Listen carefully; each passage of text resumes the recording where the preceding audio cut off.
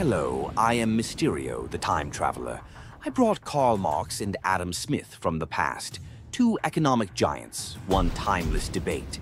What if Karl Marx and Adam Smith sat across from each other today? Let's find out. I am Adam Smith, and I have faith in the freedom of individuals. When people act in their own self-interest within a free market, they end up contributing to society's welfare, often without even realizing it.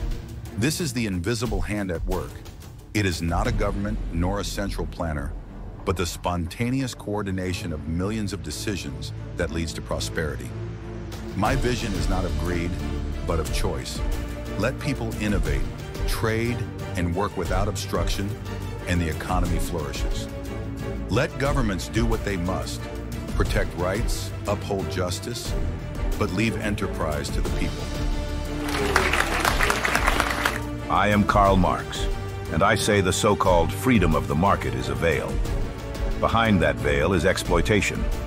The laborer sells not just his time, but his life, hour by hour, to those who own the means of production. The profit that capitalism worships is nothing but the stolen value of labor. The worker builds everything, yet owns nothing.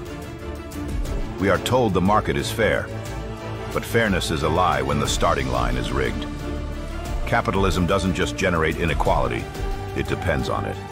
The factory, the fields, the tools, these should belong to the many, not the few. Real freedom is not the right to sell your labor. It is the power to control what your labor creates. You argue that capitalism is theft, but what you forget is that capitalism is the greatest driver of human progress the world has ever seen. From steam engines to smartphones, it has lifted billions from poverty. Yes, inequality exists, but through markets, individuals have the chance to change their lives. Where there is demand, innovation rises. Where there is freedom, talent is rewarded. When governments attempt to control markets, history shows us what follows: inefficiency, corruption, and often oppression. The road to tyranny is paved with the desire to equalize outcomes. Capitalism doesn't promise perfection, but it allows each person to strive for more. If we remove that incentive, we lose progress itself.